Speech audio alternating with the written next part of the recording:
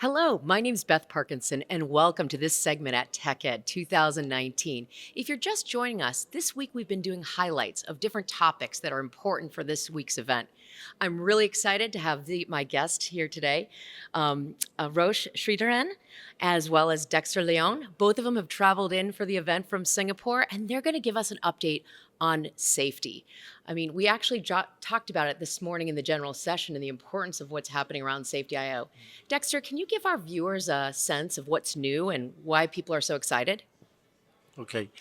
So we added a lot of technology into the safety architecture. So we're bringing definitely a lot of evolution to the technology, and now we're putting safety into a lot of I/O platforms, whether it's suitable for fail-safe machine or process applications.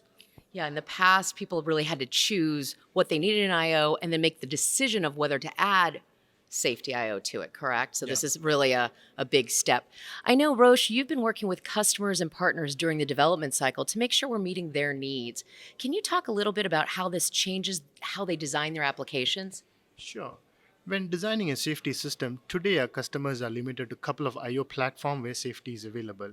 So in many cases, they are forced to use those IO platform. With the introduction of safety in Flex 5000, Compact 5000, and the 1756 Control Logix chassis-based IO, we are adding more flexibility to the customers in terms of selection of the IO.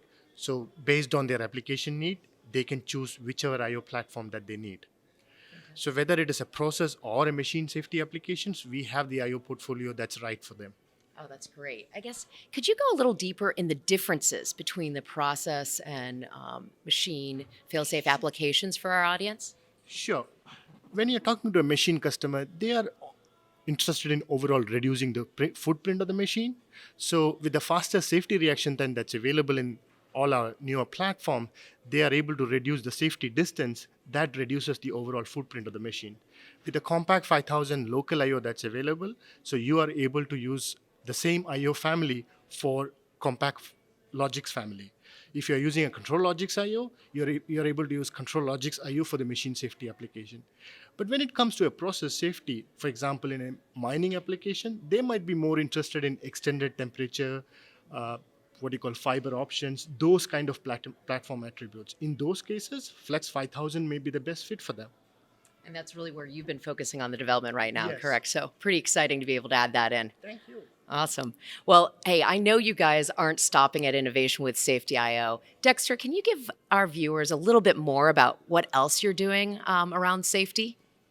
Sure. We're definitely not stopping just on the controller and I/O innovations. So definitely, we are also bringing the technology down into the lower end of the safety architecture, right? So like all the safety components that we have today, we're giving them SIP safety connectivity. We're giving them Ethernet IP connectivity. So for example, the SIP safety encoder as well as the light curtain that we have, we're all going to be on Ethernet IP.